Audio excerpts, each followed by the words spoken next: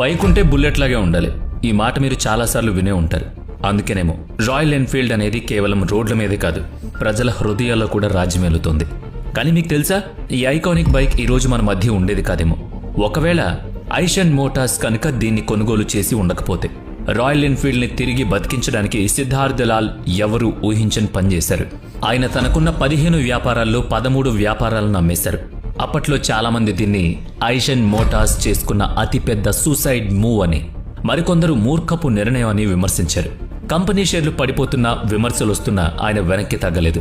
కానీ ఆ తర్వాత జరిగినది చరిత్ర. ఇది రాయల్ ఎన్ఫీల్డ్కే కాదు, మొత్తం ఐషర్ మోటార్స్కే ఒక కొత్త స్థాయిని తీసుకొచ్చింది. ఈరోజు ఐషర్ మోటార్స్ కేవలం ఒక కంపెనీ మాత్రమే కాదు, భారతదేశపు రవాణా వ్యవస్థకు వెన్నెముక. ఈ కంపెనీ లక్షలాది మంది పేద రైతులకు వ్యవసాయం చేసే సరైన విధానాన్ని నేర్పించింది. చిన్న వ్యాపారులకు ట్రక్కులనిచ్చింది. మనం రోజూ రోడ్డు మీద చూసే బస్సులను అందించింది.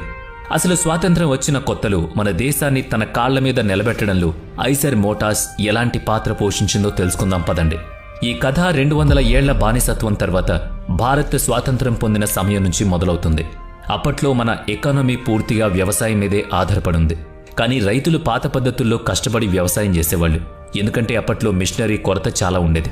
ఈ సమస్యను పరిష్కరించడానికి 1948లో మన్మోహన్ లాల్ అనే ఒక Indian business man good earth అనే కంపెనీని ప్రారంభించారు.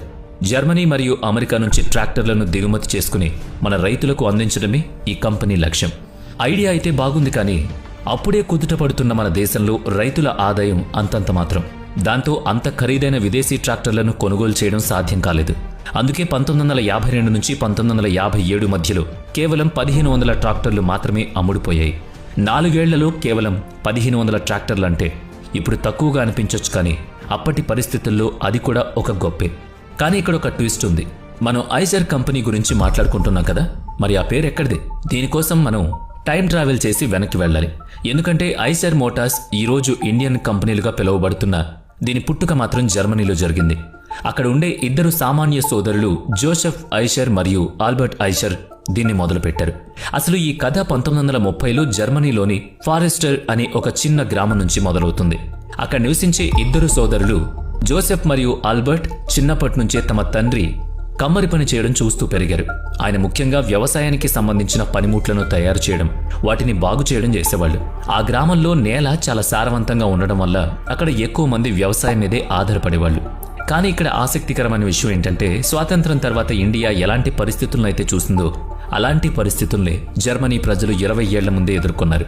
అప్పట్లో అక్కడ కూడా ఎద్దులు, గుర్రాలను వాడే పాత పద్ధతిలో వ్యవసాయం చేసేవారు. రైతు పొలంలో రక్తం చెమట చిందించడం చూసి